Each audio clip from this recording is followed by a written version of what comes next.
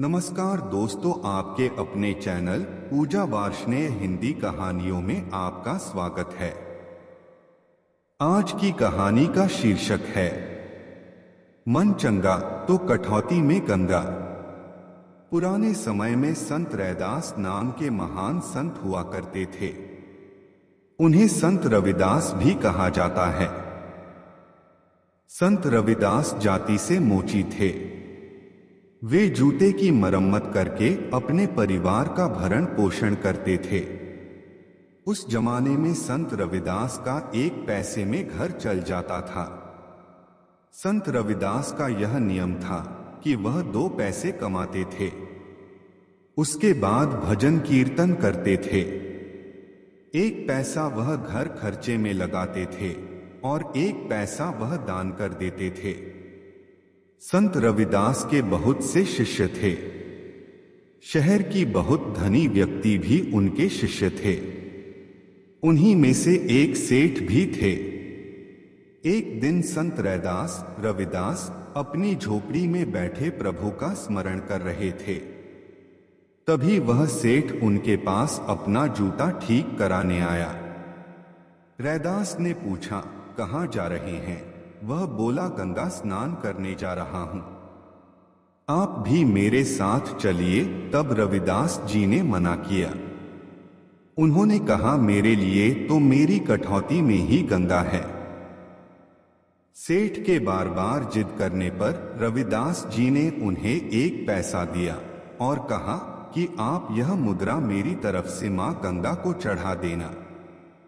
लेकिन गंगा मैया अगर खुद हाथ बढ़ाकर स्वीकार करें तभी उन्हें मुद्रा देना, वरना यह वापस ले आना।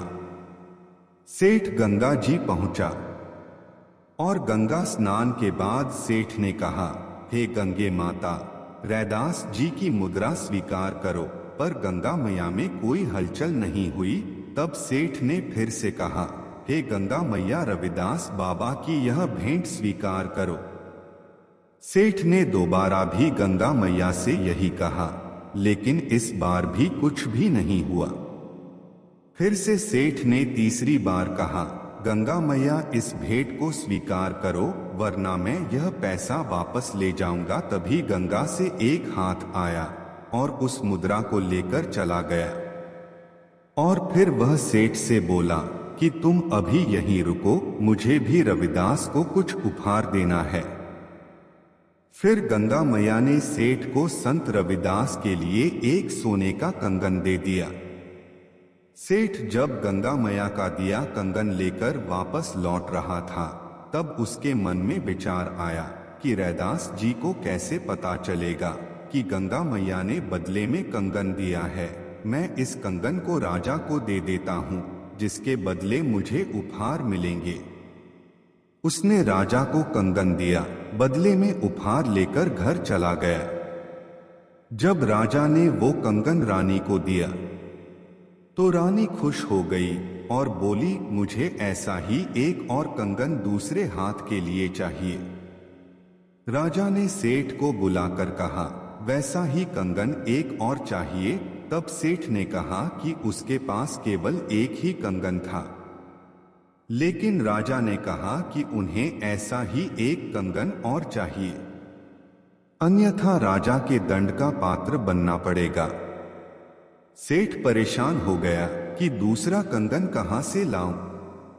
सेठ बहुत डर गया और राजा के दंड की वजह से वह डर के मारे बहुत बीमार हो गया। बहुत इलाज करने के बाद भी सही नहीं हुआ।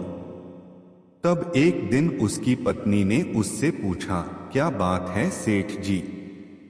जब से आप गंगा मैया के पास से आए हो तभी से आप बीमार हो। आपको क्या परेशानी है?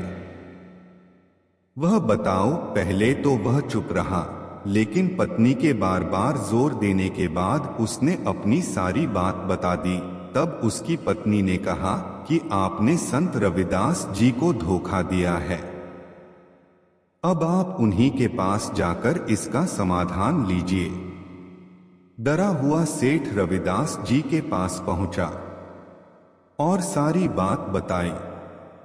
फिर संत रविदास जी के पैरों में गिर पड़ा।